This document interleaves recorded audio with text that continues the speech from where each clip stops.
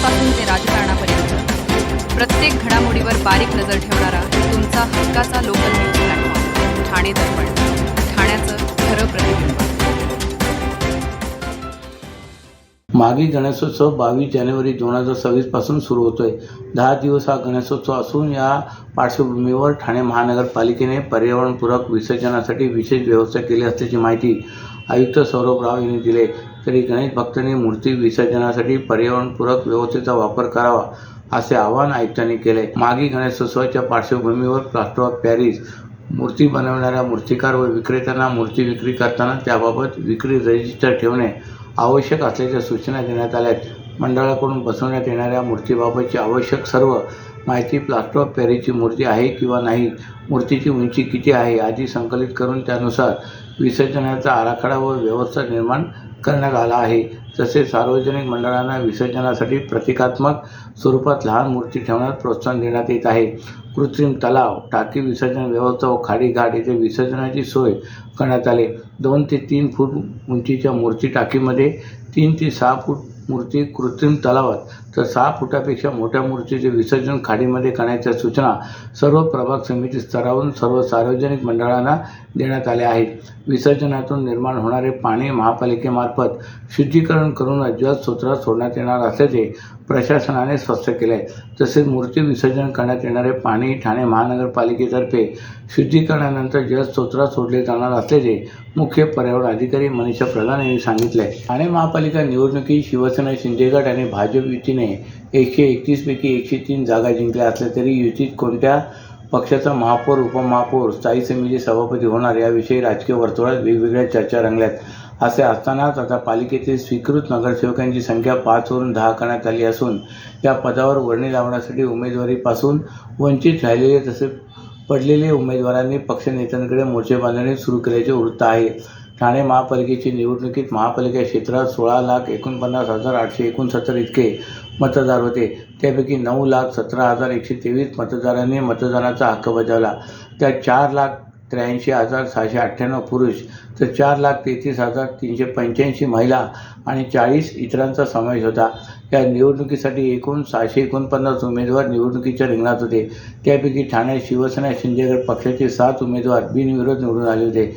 यामुळे 125 जागांसाठी 643 उमेदवार निवडणुकीच्या रिंगणात होते. या निवडणुकीत शिंदेच्या शिवसेनेचे 75, भाजपचे 28, राष्ट्रवादी शरद पवार 12, राष्ट्रवादी अजित पवार 9, MIM 5, शिवसेना उभाटा 1, अपक्ष 1 असे 131 नगरसेवक निवडून आले आहेत. शिवसेना, शिंदे गट आणि भाजप या दोन्ही पक्षांनी 131 पैकी महायुतीच्या 103 जागा निवडून आणल्यात.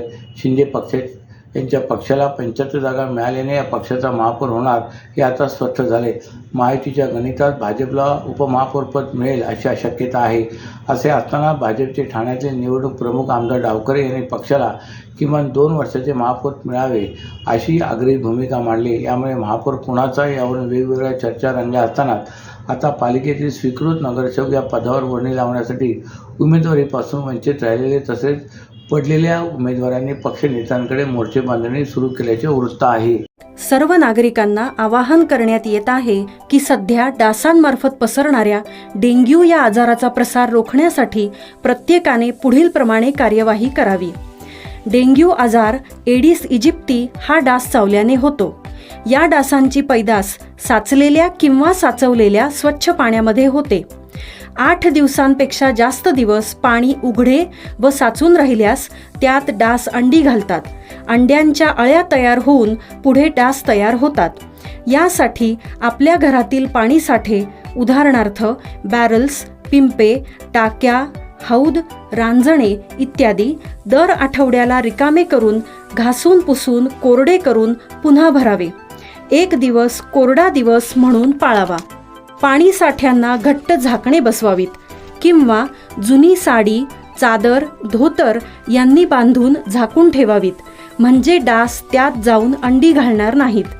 घराच्या गच्चीवर, आजूबाजूला, अंगणात कोठेही पाणी साचू देऊ नये. भंगार सामान उघड्यावर टाकू नये. उदाहरणार्थ टायर्स, प्लास्टिक सामान, कुंड्या, टाकाऊ वस्तू इत्यादी. अशा सामानात पावसाचे पाणी साठून त्यात डेंग्यूच्या डासांची पैदास होते. घरातील कूलर्स, फ्रीजच्या पाठीमागील ट्रे हे देखील वेळोवेळी कोरडे करावेत. लक्षात ठेवा, नुसत्या फवारणीने डास घनता कमी होत नाही, तर त्यासाठी डास पैदास ठिकाणे नष्ट करणे ही आपल्या सर्वांची जबाबदारी आहे. कोणताही ताप अंगावर न काढता जवळच्या शासकीय रुग्णालयात मोफत औषधोपचार घ्या. अशा प्रकारे नागरिकांनी सहकार्य केल्यास डेंग्यूचा प्रसार रोखणे सहज शक्य आहे. ठाणे महापालिकेत MIMच्या 5 उमेदवारांचा विजय झाला. यापैकी सहर शेख या तरुण नगरसेविकेचा एक व्हिडिओ प्रचंड व्हायरल होतोय. या व्हिडिओमध्ये त्या स्थानिक आमदार जितेंद्र आव्हाड यांना डिवचत आहेत, तर संपूर्ण मुंब्रा हिरवा करण्याची मनीषा व्यक्त करत आहेत. त्याचा हा व्हिडिओ व्हायरल झाल्यानंतर त्यांच्या विधानाचे अनेक विधिवत अर्थ लावले जात आहेत. मात्र त्यावर त्यांनी आता स्पष्टीकरण दिले. त्या ABP माझाला दिलेल्या मुलाखतीत बोलत होत्या. ठाणे महापालिकेच्या प्रभाग क्रमांक 30मधून MIMचे उमेदवार नफीस अन्सारी, सहार युनूस शेख, शेख सुलताना, अब्दुल मन्नात आणि डोंगरे फरीद हे 4ही उमेदवार विजयी झाले. विजयानंतर सहार युनूस शेख यांचे भाषण सोशल मीडियावर व्हायरल झाले. त्यात त्या म्हणाल्या होत्या की पुढच्या निवडणुकीत मुंब्रा शहर पुणे संपूर्ण हिरवे करून टाकू. मुंब्र्यातून विरोधकांना पळून लावूया. पुढच्या निवडणुकीत मुंब्र्यात निवडून येणारा प्रत्येक उमेदवार हा MIMचा असेल. सहार शेख यांच्या या विधानानंतर राज्यभर त्यांच्या विधानाची चर्चा झाली. मात्र आता त्यांनी यावर स्पष्टीकरण दिले. त्या म्हणाल्या की माझ्या पक्षाच्या झेंड्याचा रंग हिरवा आहे, त्यामुळे मुंब्र्याला हिरवा रंग रंगवीन असं म्हटलं. जर माझ्या झेंड्याचा रंग भगवा असता तर भगव्यात रंगात रंगवीन असं म्हणाले असते. मी व्यवस्थित प्रचार कॅम्पेन केलं, ते कॅम्पेन प्रत्यक्षात उतरवलं असं त्या म्हणाल्या. तसंच मी फक्त माझ्या प्रभागापुरता प्रचार केला, त्यामुळे फक्त 4च नगरसेवक निवडून आले.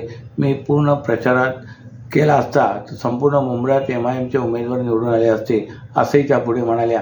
तसंच जितेंद्र आव्हाड यांनी शब्द देऊनही त्यांनी उमेदवारी दिली नाही, त्यामुळे आम्ही अपक्ष निवडणूक लढवणार होतो. परंतु AB फॉर्म भरताना MIMने आम्हाला त्यांचा AB फॉर्म दिला, त्यामुळे मी त्यांच्या पक्षातून निवडणूक लढवली, त्यामुळे आम्हाला ताकद मिळाली असंही त्या म्हणाल्या. शहराच्या मध्यवर्ती भागातील राम गणेश गडकरी रंगायतांच्या नूतनीकरणाचे काम करून त्याचे काही महिन्यांपूर्वी लोकार्पण करण्यात आले. त्यापाठोपाठ आता मानपाडा येथील डॉक्टर काशीनाथ घाणेकर नाट्यगृहाच्या नूतनीकरणाचे काम हाती घेण्यात येणार आहे. या कामाला येत्या फेब्रुवारी महिन्याच्या दुसऱ्या आठवड्यापासून सुरुवात होणार असून या कामामुळे 3 महिने नाट्यगृह बंद राहणार असल्याची माहिती पालिका प्रशासनाकडून देण्यात आली. ठाणे शहराच्या मध्यवर्ती भागात राम गणेश गडकरी रंगायतन आहे, तर नव्याने वसलेल्या घोडबंदर भागातील मानपाडा परिसरात डॉक्टर काशीनाथ घाणेकर नाट्यगृह आहे. या दोन्ही वास्तू शहरातील सांस्कृतिक चळवळीचे केंद्र म्हणून ओळखल्या जातात. गडकरी रंगायतांची वास्तू जुनी झाल्याने त्याचे नूतनीकरण करण्यात आले. या कामामुळे रंगायतन काही महिने बंद होते, त्यामुळे घाणेकर नाट्यगृहावर नाटक, सांस्कृतिक कार्यक्रमाचा भार वाढला होता. दरम्यान नूतनीकरणानंतर रंगायतन सुरू झाल्याने घाणेकर नाट्यगृहावरील भार कमी झाला. आता घाणेकर नाट्यगृहाच्या नूतनीकरणाचे काम हाती घेण्यात येणार असून यामुळे रंगायतांवरील भार वाढण्याची शक्यता आहे. घाणेकर नाट्यगृहाच्या नूतनीकरणासाठी शासनाकडून पालिकेला निधी प्राप्त झाला असून या निधीतून विविध कामे करण्यात येणार आहेत. या कामाचा आढावा घेण्यासाठी काल आयुक्त सौरभ यांची बैठक झाली. जलरोधक कामे, नळकाम, विद्युत कामे, प्रेक्षकगृहातील प्रकाश यंत्रणा, ध्वनी व्यवस्था, हवा पडदा, वातानुकूलन व्यवस्था, रंगमंच दुरुस्ती, छतावरील उद्यान, विशेष मान्यवर कक्षातील पडदे बदलणे तसेच स्वच्छतागृहाच्या सुधारणाबाबत बैठकीत चर्चा करण्यात आली. तसेच मलनिसरड वाहिनीची दुरुस्ती, रंगमंचावरील लाकडी लेवलचे नूतनीकरण, नाटकाच्या जाहिरातीसाठी असलेले फलक डिजिटल स्वरूपात करणे, नाट्यगृहाच्या मुख्य व इतर प्रवेशद्वाराची पाहणी करून आवश्यक बदल करणे आदी बाबींवर चर्चा करण्यात आली. अशाच नव्या आणि ताज्या बातम्यांसाठी ठाणे दर्पणच्या पेजला लाईक करा आणि फॉलो करायला विसरू नका.